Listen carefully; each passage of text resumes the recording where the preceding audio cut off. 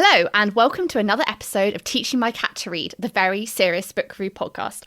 I'm Lotti, and this episode I'm joined by friends of the podcast, Liv and AJ, and we're discussing everything about the Stormlight Archive by Brandon Sanderson.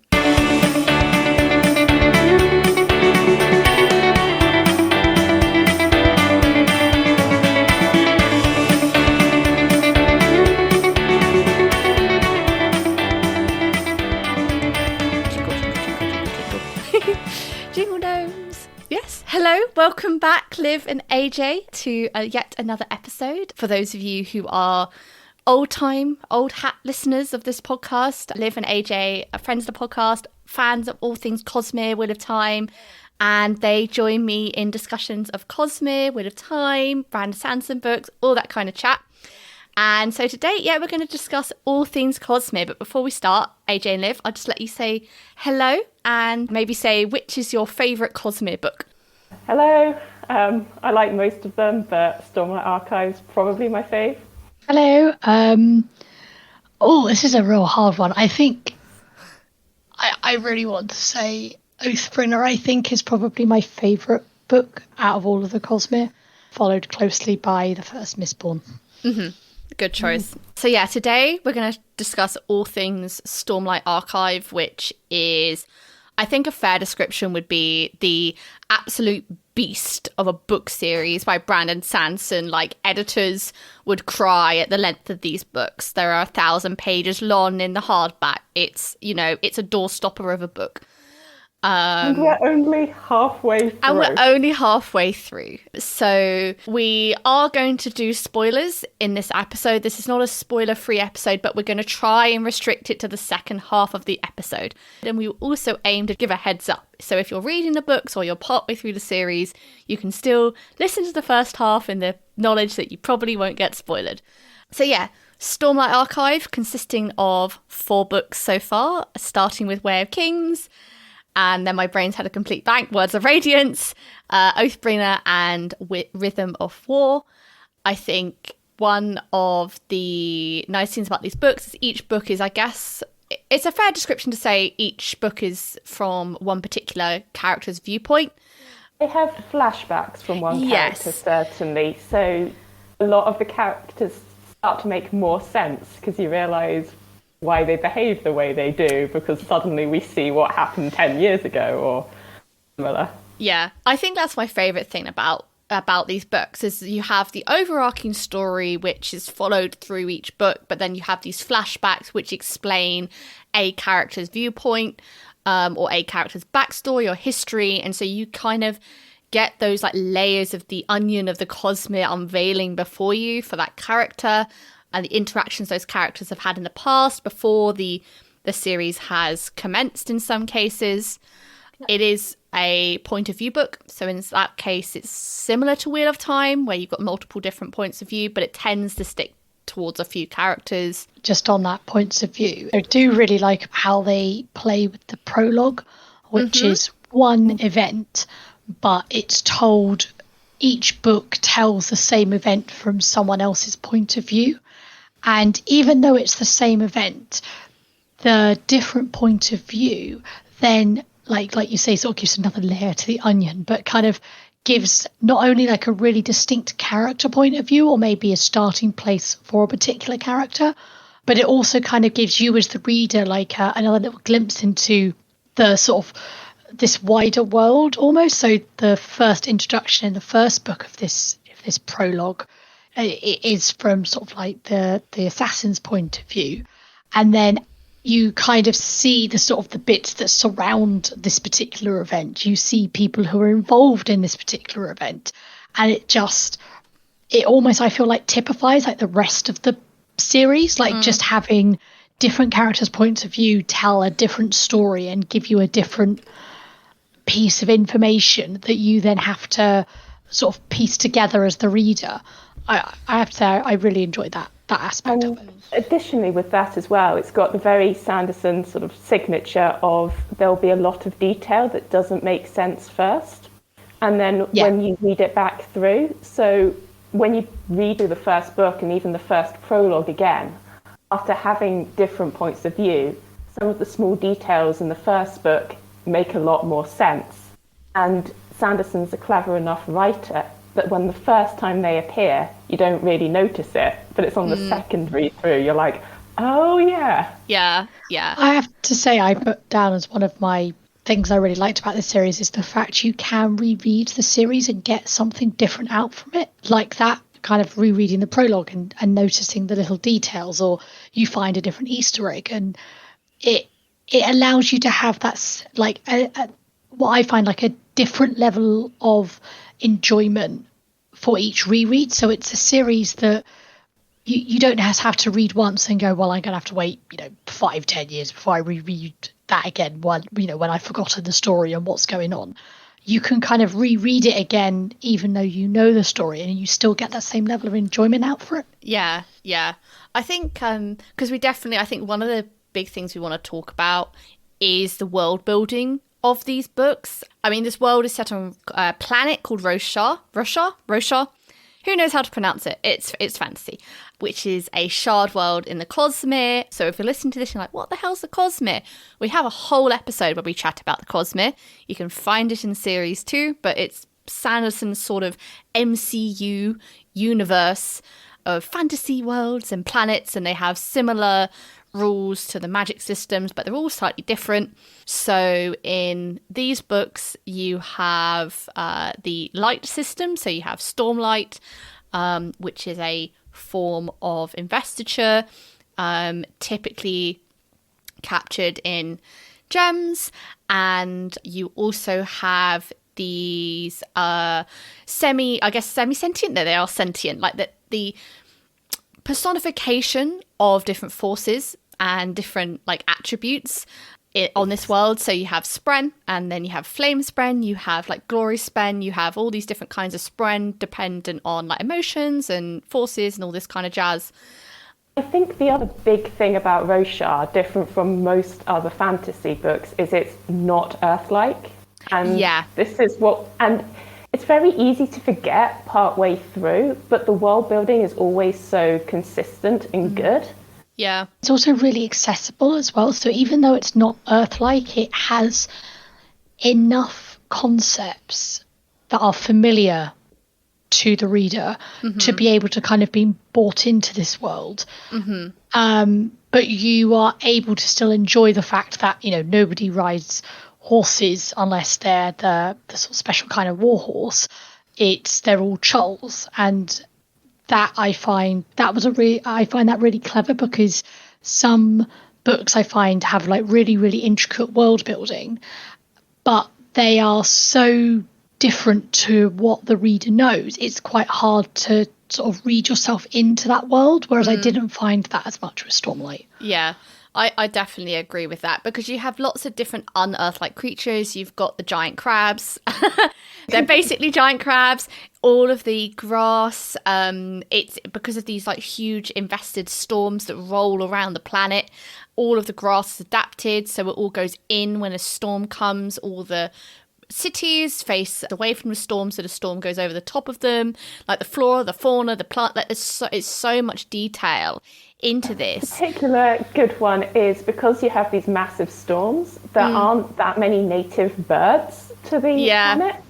There is one place where there are birds, and that one bird is a chicken. Yeah, that's it. This means anyone who sees a bird on a planet calls it a chicken without fail. So you get quite a few examples of someone describing something as a chicken, and it takes you a while as a reader to realise that no, it is not a chicken, it is a bird. Yeah.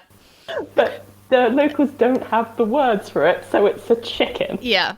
And it's also, I think one of the series has interludes. So you have like a series of chapters when you're reading through the book.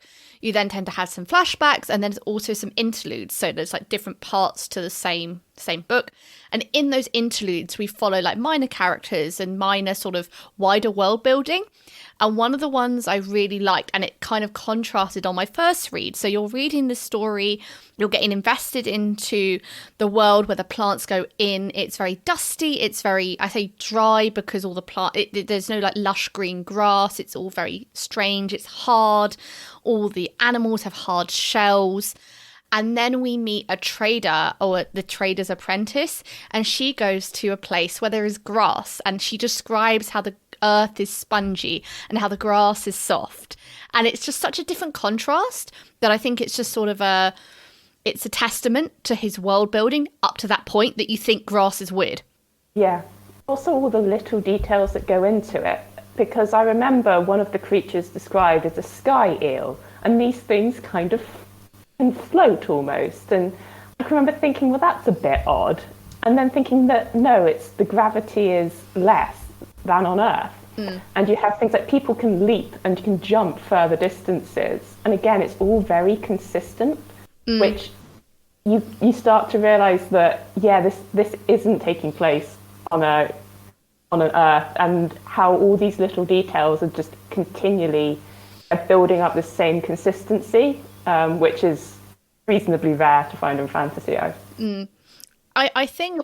I'll go for it, AJ. I was to say, well, one of the little details I really liked actually came from a character called Liv's, one of her later novellas that Sanderson wrote.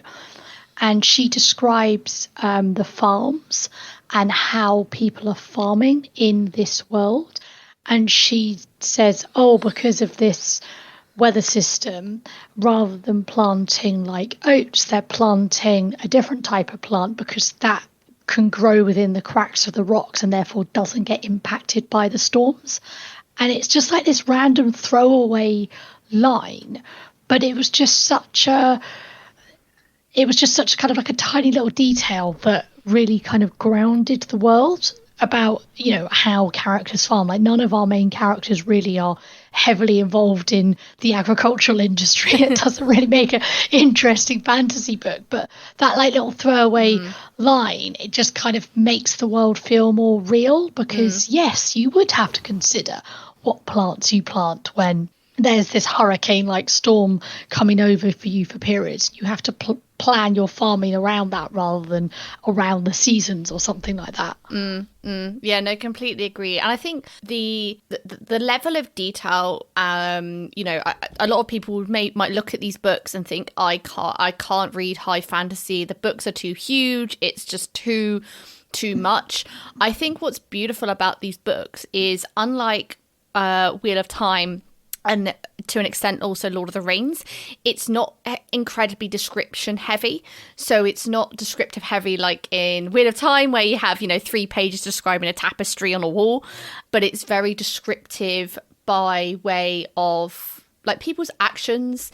So you don't get bored reading because you're sitting there thinking, I'm reading 3 pages of describing a tapestry. It's all very description through people's experiences with that wider world. I don't know, maybe that's a bit waffly. It's a good point. Yeah, it makes it more accessible. So if you're someone listening to this, you're thinking, I hate huge fantasy books, I've never been into it. Like, we've previously on this podcast, we've reviewed some of Sanderson's like smaller novellas. The Emperor's Soul's a good place to start. Mistborn's a great place to start. But Way of Kings is the world building that he just doesn't have the space for maybe in those books. It's also the focus on characters, so that I find in the first book especially, I think everyone loves Paladin's point of view.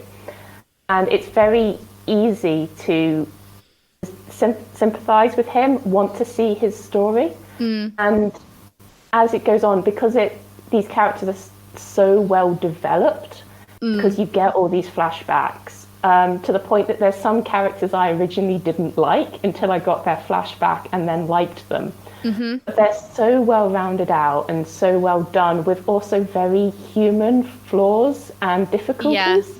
Yeah. I think that's often a big it's why the series is quite popular, because you can really feel yourself in these people's shoes. And there's a certain focus on depression and mental illness and just in general dealing with it healthily, which makes these very accessible as well, I think. Just one thing I was going to add to about like sort of the concept of mental health. Well, first, I think it's dealt with very respectfully, and it's for a number of characters, it is almost like part of their story, but you don't feel like it's a plot point. But one thing that I really do quite like the idea of is the fact that the magic system is almost tied to somebody coming from a place of struggle and having to accept like this magic power, and then as part of their sort of development through to the levels of this power, they have to accept certain like concepts, they have to say certain words.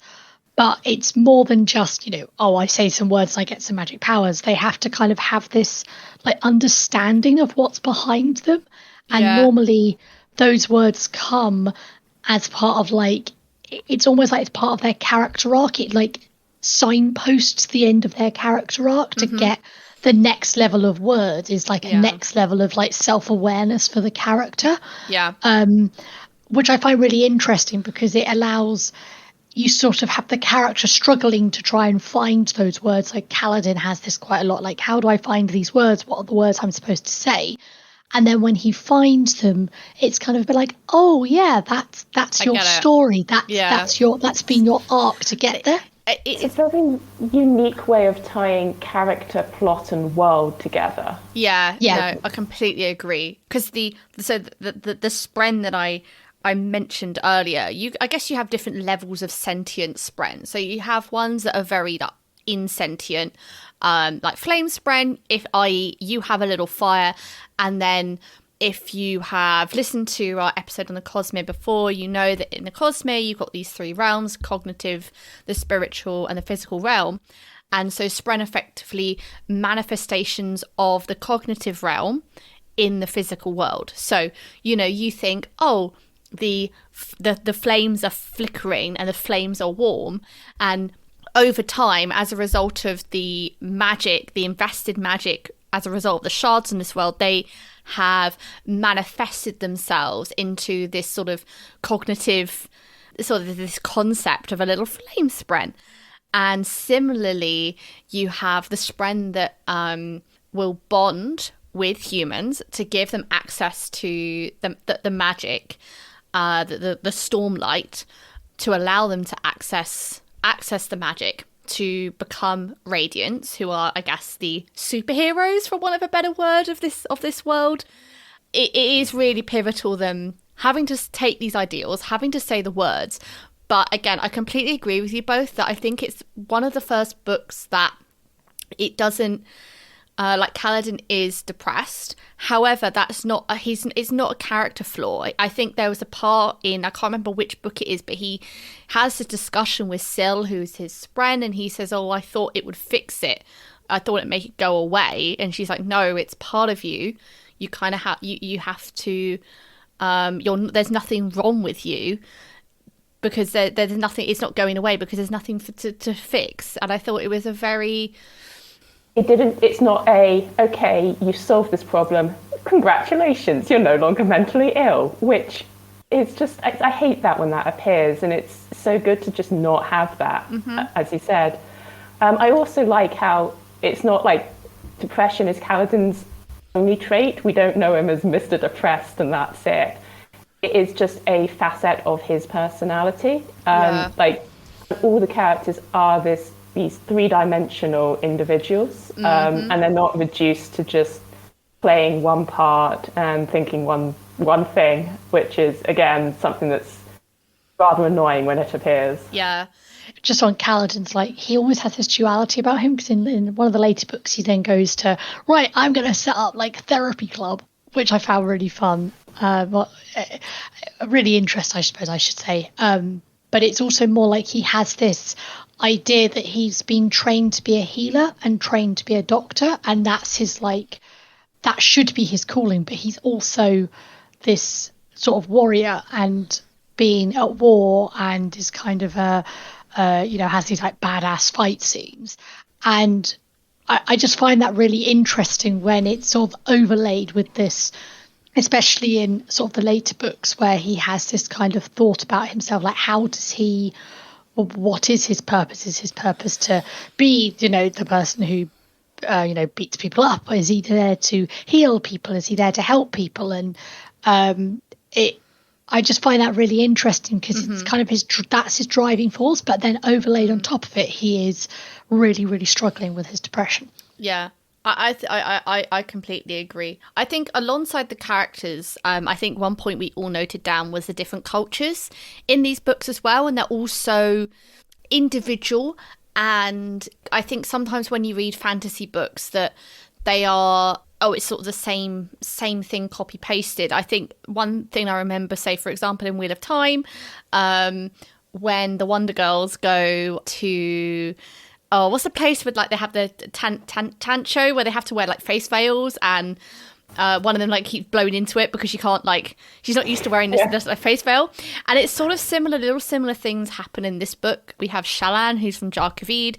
She is used to having her safe hand, so her left hand, in that culture they have their left hand covered up for not proprietary, I don't mean proprietary, what do I mean? Like sort of it's like for modesty. Yeah.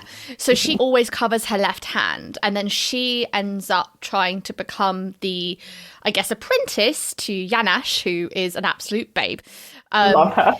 And Shallan has, under interesting circumstances, wants to become the apprentice to Yanash, and it's just sort of little things where she's like, she's got her safe hand covered up, but then she is trying to in this society where she goes to, where they might not do that, and she goes to the Alethi society, which is very, very based on the codes of war, and there, like, the food is very gendered, so it's split between like male and female in the food, and so the men have spicy food and the women have different food, the wine split, everything is split out. To expand on that a bit, that's another thing I quite like, because normally I get a bit iffy when there's massively gendered stuff in fantasy for obvious reasons. But what I quite like is there's one rather unique thing in the Alethi society, which is it's very common to have men are the warriors. What is uncommon is in this society only women can read, because reading is seen as very feminine. So this means all of your engineers, accountants, etc. are all women, which is fantastic world building and also just very funny whenever it appears. But it's small things like when the high princes go to war, they have to bring their partners and wives with them because they're the ones who are running the accounts. They're the ones who are in charge of the household because they can read. And men can't read or write. And I find it also really interesting when you play that as well with the span reads. So, like, the concept of span reads I find really clever because it gets over that. How does this world send messages almost instantly to each other, like across vast distances? Which I find like that is really clever. But also what I find also really clever is whenever people are using span reads, there's kind of this recognition that the person writing it is going to have to be a woman. Or if it's not a woman, so I think there's a bit where I think Adeline takes over the pen and tries to write something or something like that. It's kind of like their handwriting's really messy, and it's like, we're going to have to get so and so to write this out on the span read because the male character can't write. And then it's just like a lot of fun when they're like, someone says something silly over span read, and like Shallan or whoever's thinking, Adlin's gonna have to have got, his female scribe or something to write this like really sort of romantic wording or something like that. And all of the books and like biographies are written by women, and they have footnotes which are never to be read aloud. But and so they like preserve the historical accuracy of a just sarcastic commentary. So you'll have the official biography, and then you'll have a little note which is saying, actually, he didn't say this. Yeah, it's like in the book it would be, this guy was amazing, he was a warrior, and then the footnote is like, this guy was a massive dick. Like, it just completely contradicts it, and it makes it quite amusing. And then there's like the Azish Society, who are like massive fans of governance, massive fans of a form. And then you have the Horn Eaters, who their entire like societal structure is based on your birth order. So depending on your birth order, you're the chef, you're the cook, you're the like archer, you're this, that, and everything else. And I think the Assis I can't pronounce it, are a really good example of, because when they first appear, they are just always the joke of the country that really likes the paperwork. And what I like is, because we're introduced to them this way, when they actually start being important for the plot and it's not played for laughs, we are already familiar with their society to a certain extent. I love that. In terms of favorite characters, my fave, I love Kaladin. With the Way of Kings, I love that book. It's so good. But Yanash as well, like her, I can't wait for her book. We had her, but no, because we haven't heard her book. No, I think her book's like the last one. Is it the last one? Her book. So yeah, she's a brilliant character, and also I guess like Dalinar as well, and Navini. I think they're very interesting characters, just in terms of their character arc, and also their books and their flashbacks are very, very interesting. I don't know. What about you guys? What's your favourite? Kaladin and Yashna, obviously. I think I also like Adolin for being just generally nice, and the fact he's definitely a himbo when we first meet him, but you keep getting surprised by him each book, and I want him as my friend. I think he tries as well. He genuinely tries. I think the most sort of character I like in terms of characterization, but they're a horrible person, is King T. Mainly because he's got such a bizarrely weird thing going on with the curse he's got, basically. Which makes his character very, very unique and just incredibly fun to be in the point of view of. I think it's a great the different magic systems. So you have Stormlight, then the old magic system, and as part of that you can go to this like old magic preacher and you can ask for a curse. You can ask for a boon. So for example, I want to forget like everything about somebody, but the boon is something else. So like you want to forget your grief of somebody, but your boon is that you completely forget they ever existed. And so for his one, we don't know what he asked for, but his curse is that he has varying intelligence. So sometimes he's incredibly clever, and sometimes he's like an idiot. Talking of boons, I just have to say as well, like Lift's point of view, I sort of simultaneously get really annoyed with the way she speaks, because obviously it's coming from written from a child's point of view, and some of her humour can sometimes be a little bit childish, naturally. But there's a few little like glimpses into the fact she went to get a boon, and she went to get an ask from this creature, but you don't know what her curse is. Really, you could see Taravingian's curse, but you don't really know what her curse is, and it's kind of sort of implied that she never grows up, but there's things that she says that contradict that, and it's almost like it's like very unreliable narrator point of view, which I really enjoy as well. Well, going back to something we said earlier, we can tell when reading this, when everything gets explained, we're going to look back and go, well, aren't I an idiot? It was there all along. Yeah, definitely. I think that's like my most favourite thing about these books and the Cosmere in general is they're very easy to reread. You'll always pick something up on another go. You'll pick something up, like especially with the opening chapters, because they're building on this first like assassination at this party, and then each subsequent book adds a different point of view. Maybe it was someone who was in the hall, maybe it was one of the kings, like different people, and as it goes through, they're tying in more Cosmere elements. That is just wonderful.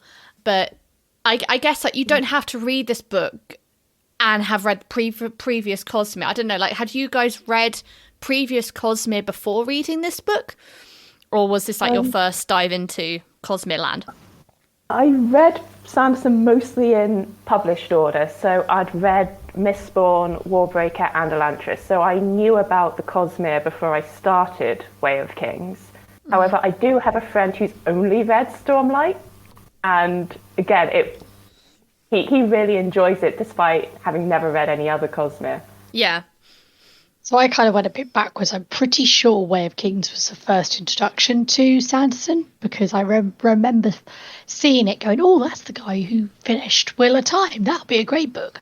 So I picked it up and got very confused. I remember reading, what's he called it? Wit, isn't it? He's called at the moment.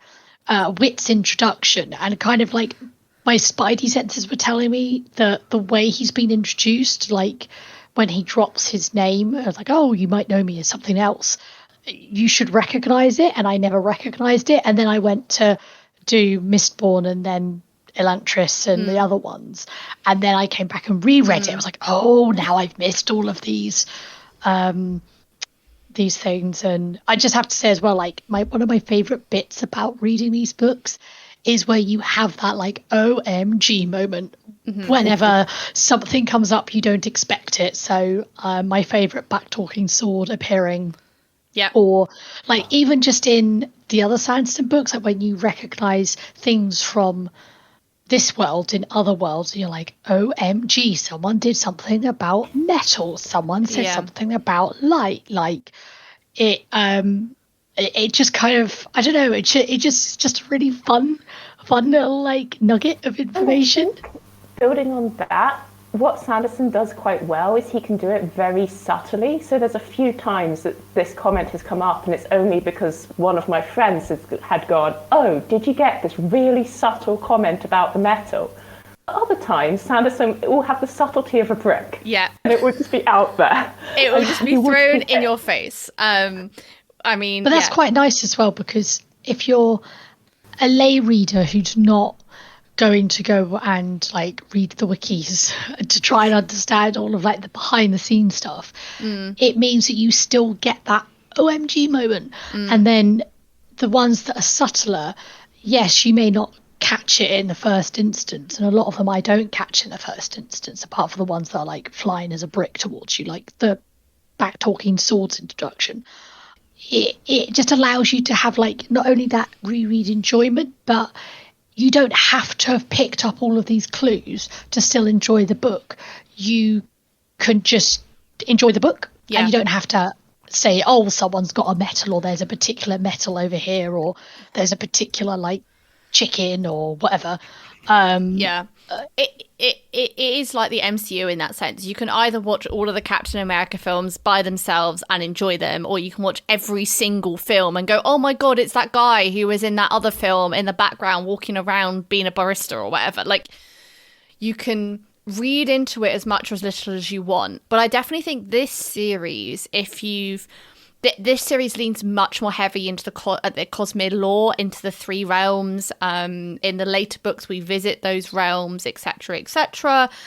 There are more world hoppers, so the peeps who like pop up left, right, and centre. In books like Mistborn, they're more subtle.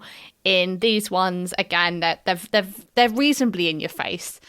And I don't know. I think it's one of the most enjoyable things about it, that you find these characters who you loved somewhere else, and you're going, hey, Nana, mine a minute, and then when they interact with your faves in this series, and I don't know, it just makes my soul happy. It makes me so happy. I also like the fact that, you know, it's, as you're saying, you don't need to understand everything. Also, I trust Sanderson enough that if I read something and don't understand it, it will be explained. Because I distinctly remember after finishing Way of Kings thinking, what on earth is this magic system? I don't understand it. I don't quite know what's going on. Did I miss something? Yeah. And no, it's book 2 comes along and book 2 starts answering all your questions. So even now, like 4 books in, there's small things I don't quite get, how the world works, how this character works, but I know, and like, because the author's good, I don't need to understand it right now. I don't need to start trawling the wiki for answers of what is going on, because I just need to wait a book or 2. Yeah, and it will all crop up. In terms of, I think we are about halfway through, so this is your spoiler warning, spoiler alert. We will discuss spoilers. Okay, I think that's enough of a warning. So yeah, if you're still listening, you have been officially warned. We have read all 4 books. We will try and say which book we're going to spoiler, and we will keep it, I guess, I feel, if we try and keep it relatively high level, but so if you know, you know, but if you don't, you don't, if you see what I mean. I say fave crossover. I think we will answer this in the Cosmere episode. Everyone's favourite sword, TM, and or owner of the sword, TM. And grumpy owner. And grumpy owner being a just... The lovely bit about it is the reference to colours from the Warbreaker. It can only happen with like strong world building in each, so that you know this metaphor is not native to the planet, but it is native to another planet. It's a great interaction where Kaladin basically goes and says, you know, he's got to go and train with the Swordmaster, and the Swordmaster starts throwing out these idioms like, oh, it's like black on white, and Kaladin's like, what the hell's this guy on? Like, that's a weird thing to say. And he just sort of little things that, again, if you're reading this book out of context, but no other Cosmere, you'll just go, that's a bit of a weird statement. But if you have read all the wikis and you've read Warbreaker and you're thinking, oh, hang on, this guy's got to be from Warbreaker land. It doesn't need to matter who it is, but you just know he's from somewhere else. The other big one I think we all like is who Thaidikar is. I mean, partly because he's one of my favourite characters, but also partly because in his own book, he's the hero. And he's he is basically the hero who's lived long enough to become the villain, basically. And Stormlight, you don't know who he is until you're 4 books deep and you hate him. Yeah. And then it's revealed and you're like, oh no. And it's this person who is the head of effectively the secret society mafia. So you've got the first level of these books where you've got this war going on, and most of the characters are going off to this war against these other sort of society called the Parensedi, who are sort of humanoid like people, but they have sort of rock type skin. Like crab people. But they have rock type skin because of reasons that we will not spoil. One of the characters' point of view joins one of these secret societies. So there's 2 of them cropping up in these books, but one of the ones is the Ghostbloods. They're the ones that are introduced at the start. You have characters who end up like mysteriously dying and have this weird symbol on their ankle or their wrist, and you're going, oh, they're a member of the Ghostbloods. Ooh, secret mafia. And then you find out who runs the Ghostbloods. And then you read other books and you work out who the head of the Ghostbloods is, and you're going, hang on, hold up. And if you have read all the books and you have not listened to Sanderson reading the introduction to book 5, do it. Because it's just on that introduction to book 5, like, I'm not normally someone who listens to audiobooks, so I was thinking, do I listen to it? Do I not? But I still had that OMG throw the thing across it. And even at that time, I didn't really know who Thaidikar was, because I didn't realise there was a separate book that we had to read, which is I discovered after our last episode. But you're still like, OMG, like, he's got a thing in his eye and he's talking with a Theon and it's all going on. And saying that, I can remember, I didn't listen to it, I read the transcript, but I went into that thinking, okay, we've had 4 events at this assassination. I think I've got a pretty good view of Dalinars' character. Then the 5th one comes along and I was like, well, I was wrong again, wasn't I? Yeah. And it is nice because I think, I don't know about you guys, you hear the first chapter, again, this assassination, and you get the unreliable narrator again comes in, where you've got all these people talking about this one person in a particular light, and then you see that guy from either their wife's point of view or their point of view going, this guy's an utter dick. He's awful. He's an awful human. But because for the first few books, you've got this sort of picture of this character, and then you're going, this guy's just an arsehole. Well, you're always very, I couldn't work out how competent he was, how much he knew about what was going on until you got his own point of view. Because again, you had so many different facts coming in, and I thought, is this guy a prick who knows what he's doing, or is he just a Rick wandering in chaos. And again, you have those secret societies that are coming through. I was going to say there's so many secret societies. I have to, although the one thing I will have to admit, I really struggled to keep track of which secret society was what. Like, I was like, there was just so many. 10 of them. I think there's the secret Radiance, the secret wanting to become Radiance. There's the weird guys. Oh, there's a lot, but there's the diagram people, there's the ghost bloods. I think I got to about 10, but I think at the same time, 2 of them were actually the same one. Yeah, and I think one thing I didn't pick up on was the opening to the first book is heralds who leave the Oath Pact. So basically the heralds are in this like sort of battle with these other people, and every desolation, it all goes to and the heralds come down and save everyone, and then they go to like hell, and then time passes, and then they have to come back again from hell and destroy evil, and this whole thing keeps going on and on and on. And then it gets to a point where the heralds are like, screw this, I don't want to do this anymore, so they give up on the Oath Pact. And then time passes, and I think the way the religions are set up around that event and how that's happened, I mean, I had to go and read the wiki because I didn't quite understand it. It's one of the things I find potentially difficult in fantasy with most books is putting those pieces together for like the history based off, because you're reading it from the point of view of a religion, and the heralds being these like godlike people. They're revered, they've got temples under their name. You've got like the 10 orders of them, and then they have like the 10 is like a sort of a revered number. You've got the 10 colours, like the whole thing's 10, 10, 10, 10, also, 10. Different cultures have slightly different names for them, which is realistic but annoying. It's realistic but difficult to keep track of. But that's okay, because you don't need to keep track of them. However, when you, again, reread them, and it's one of the beauties of rereading, I find, is you can pick up on those, like, those nuances. But I think it's one of his things that he does really well, actually, because a lot of fantasy books don't have, or they don't have, some of them don't have religion in that sense. And it's just very interesting. It's similar to like the Mistborn era 2, where you know Mistborn in era 1, and then era 2 you have these religions based off characters that you knew, and it's just interesting to watch that progression. And similarly with this, you've got these religions based off the heralds, and then you've got people like Yanash, who's effectively an atheist in this space, because she doesn't revere them as gods. And it's quite an interesting, I don't know, I find it quite an interesting plot arc in fantasy in general.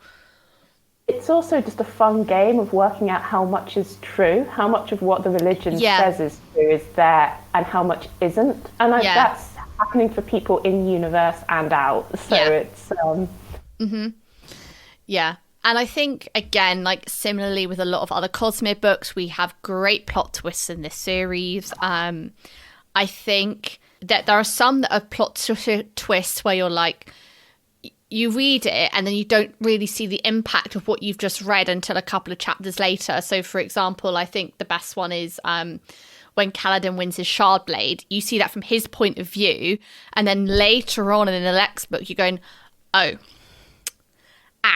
Yeah, I think my favourite one is linked to, it's one of these obvious in retrospects where, as we were saying earlier, it's a non-Earth-like planet.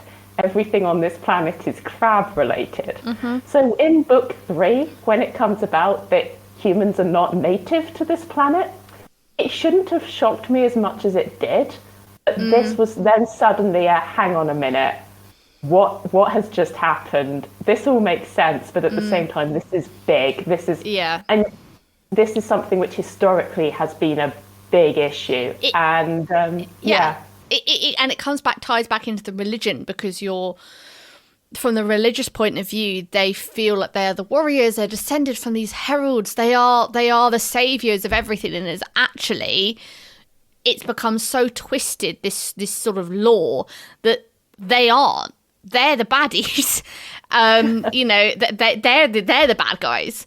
I think also the reason Dalinar went to go to the old magic, basically that reveal was brutal. His curse is that he forgets his wife. And not only does he forget his wife, he never hears her name in spoken words. It just goes shh, like he never hears her name. He can't even think about her, can he? He can't think about her. He can't, and so he knows that she has died. And so he can't grieve her because he does not know her. And so all of his information about her comes from other people. It's like unreliable narration in universe. Yeah. So he has, everyone is saying to him what they thought his relationship was like with her. And then he sort of, in process of him, as we mentioned earlier, he's gaining these, he's saying the words to become a type of radiant. And the type of radiant he is, I think, is a beautiful, like, sort of character arc as well in his own journey, because when he was younger he was like effectively not warlord, but he was like this guy who just went in. Well, he just was like, a warlord. He was a warlord. He just went in and just killed the out of everybody. Yeah, he was just barbarian. They'd send him in and he'd go absolutely bad and just like kill everything. And there is reasoning why like he is sort of influenced to do that, but he the reason... he's not just influenced, like he genuinely, he is like genuinely he almost enjoys the violence. Yeah, but he also like he identifies that he enjoys the violence of it. Yeah, and I just find that really. And his character arc becoming this sort of pacifist type character, becoming what is effectively in that culture, as we mentioned in the Athathai culture, he is the epitome of masculinity in that culture, because he is this revered warlord. He does war very well. He does riding, he does fighting, he does all of that stuff, and he couldn't give two shits about like reading books or anything like that.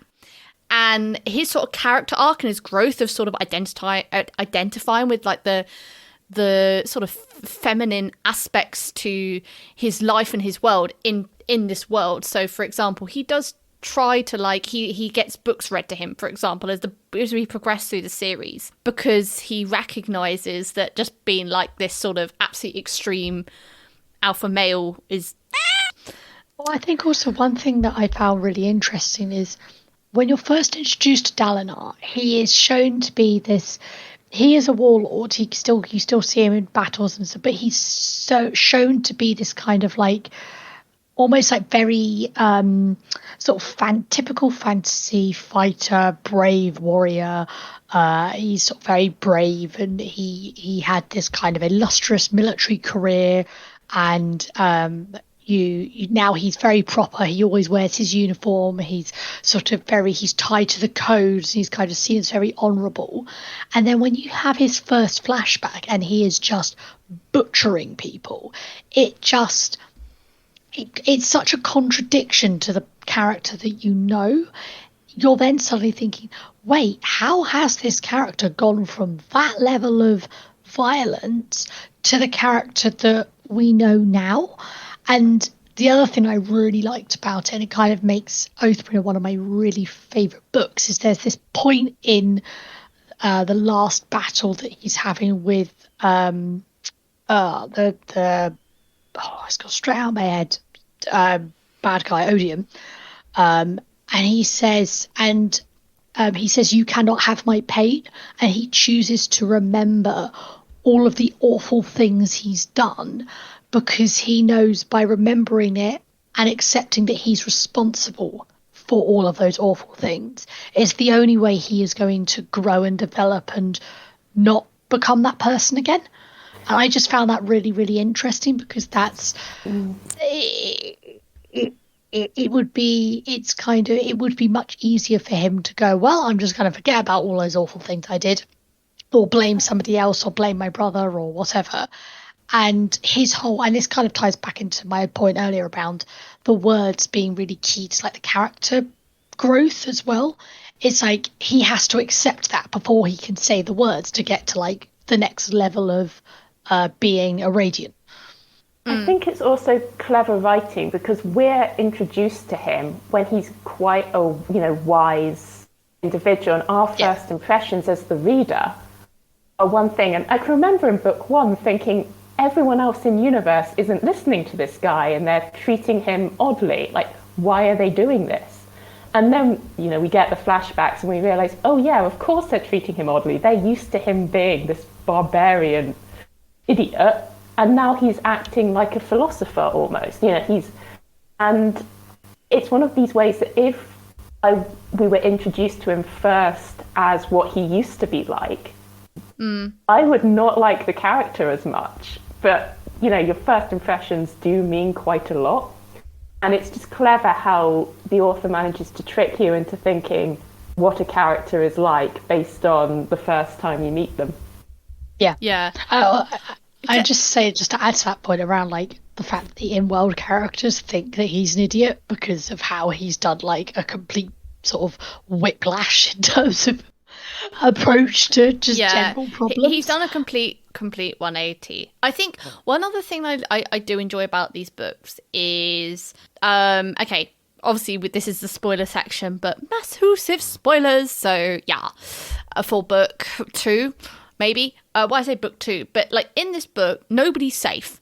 Nobody is safe. So I think really you read traditional fantasy and you know that a lot of characters are going to get to the end. So for example, Wheel of Time, my only other point of reference, is all the characters are going to get to the last battle, and that's explained in world because of the pattern sort of working around them, because it knows they've all got to be there at the end. But in a lot of fantasy books, you kind of feel safe with the characters who you like and you love, and you get to know, and you think, oh, they're on their redemption arc, or they're growing as a character, and it's oh, this is great. And then Sanderson, in a similar way to most of his books, will just kill them off. And it's normally in a way to shock you, because you're not expecting this character to die. And it's brutal, especially I think in the one I'm thinking of where a character is just starting to say the words of becoming a Radiant. And a side note to this, when you become a Radiant, you have an ability to somewhat heal yourself to a degree. He says half of the first phrase for the first level of Radiance, and then just gets absolutely just gutted by somebody who's turned traitor. So there's these two characters who you go, no, and it's also this guy. And if you've read the books, you know exactly what point I'm talking about. I'll keep it generic, so we don't spoiler. I think you're talking of the son of someone who's royal. Yes. Yeah, because I think one thing I really enjoyed about that scene is the actual scene itself it's a battle in a hallway. It's really brutal. It's really confused. It's really manic. And actually, logically speaking, everyone is probably fair game in that kind of scenario, especially somebody who has absolutely zero fighting prowess and is told to have zero fighting prowess. Yet as the reader, you're kind of taken on, you sort of suspend that because you really, really will this character, and you've seen the character overcomes, they're saying the words, they're going to be triumphant, and they're dead. And it just kind of, it keeps it real, it keeps it grounded. To add on it, the point of view in that is also important, because our point of view character likes both the person being killed and, to an extent, the person doing the murdering. Yeah. And is so split with... And the entire scene is basically them going, both of these sides have a point. I do not know what is the right thing to do. Yeah. And that just makes it heartbreaking. And I think, to add on, the thing that makes this death particularly hit for me was that we don't even like the murdered guy in the first book, but he's going on a redemption arc. He's going somewhere. He was a quarter of the way through the arc. He was a half an arc, maybe a quarter of an arc of the way through the redemption arc of this guy was just an absolute useless guy, and he's getting better. He's improving.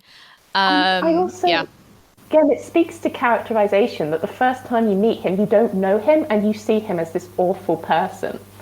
Then when you actually meet him, you realise he isn't an awful person. He's just awful at his job, and he knows it.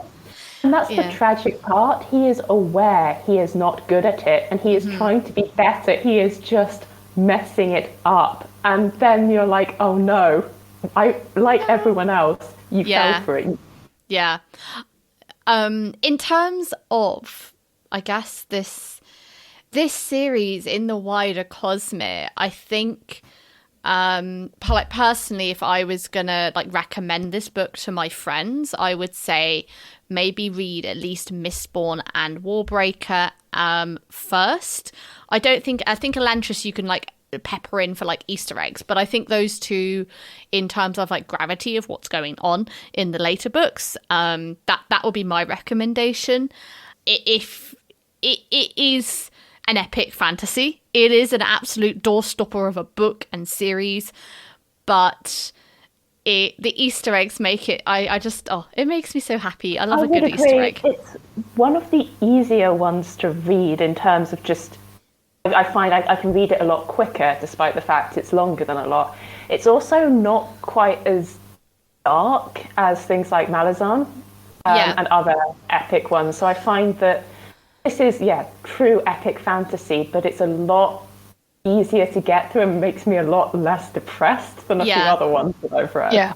Yeah, no, completely agree. I don't find with his books, and we mentioned this when we did our episode on like the wider Cosmere, that Sanderson's books are very easy to read, and that's not necessarily like a good thing or a bad thing.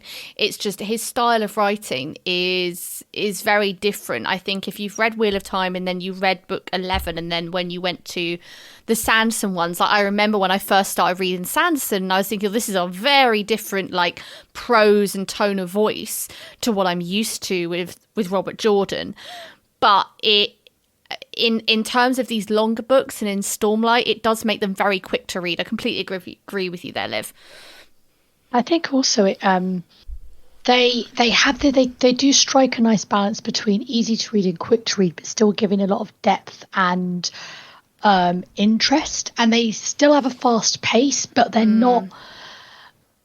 I think probably maybe the what was the series you just mentioned, Liv, the Malazan, isn't it? Malazan. Malazan. Because I've tried to read that series and I kind of got about halfway through book 1 and I really, really struggled with getting like my head around the world building. And I think one thing I just really enjoyed about this particular series is it does have a level of introduction, sort of challenge to the reader, but it has this introduction, so it's not as hard a sort of learning curve as some other series, which can, especially if you're kind of thinking, oh, do I want to try a longer book or something, can sometimes be a little bit off-putting. Yeah. I think what's also great is you know what you're getting yourself in for in terms of like the roller coaster of the books. You know, his books are very like they build up to a point, and you have all these like convoluting. No, I don't mean that. I mean joining like plot points that all come together at a particular moment, and that's when the penny drops. And if you enjoy those kind of potential like slow burns, slow builds, I mean, for me, like I found Rhythm of War like a slower book to read compared to say Oathbringer. I found Oathbringer a lot quicker to read.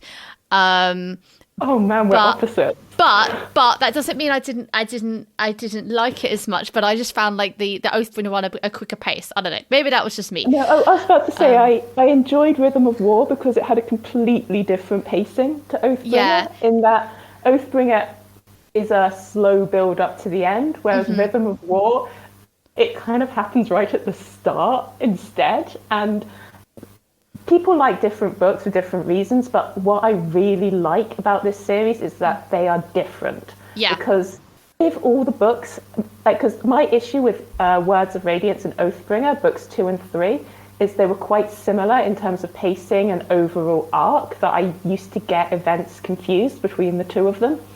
But then you throw in a completely different pacing, and then you start to enjoy different things about different ones, and they all have their own little style, which I think makes the series better as a whole.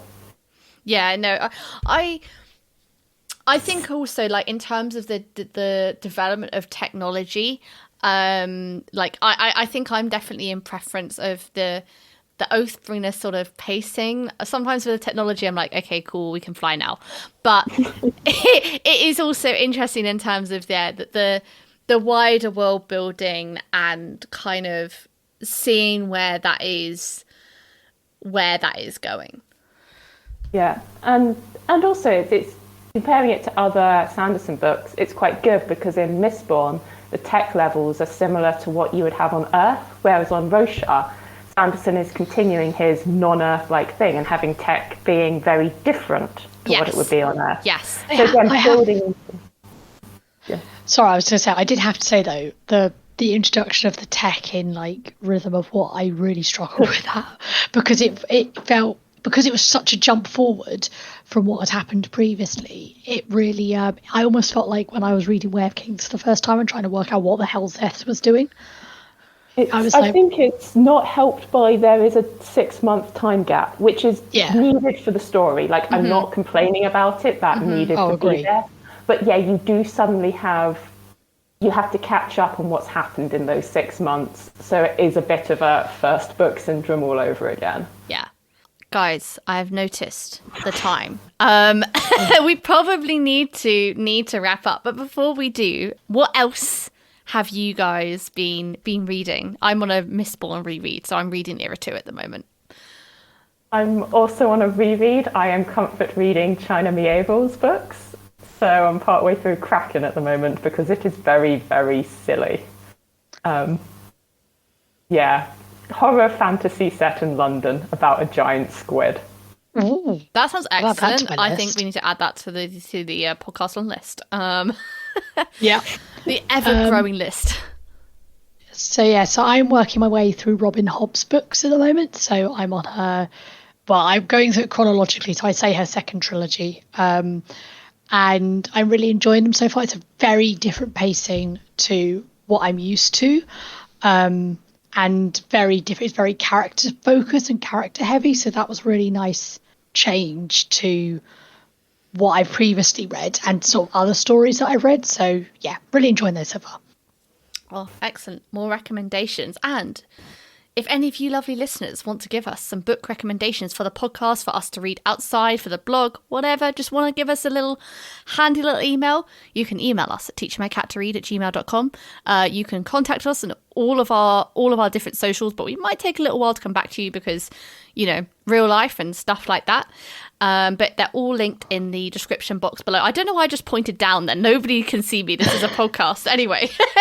But yeah, thank you all so much for listening. Remember to follow us on your podcast platform so you never miss an episode. And if you enjoyed this episode, please consider giving us a like or review because it means a lot to us. And we love hearing your emails, likes, reviews and all this jazz because it just generally makes us happy when we hear your thoughts. So say hello, send us a message and recommend us some books to read. Big virtual hugs and we'll see you in the next episode. Bye!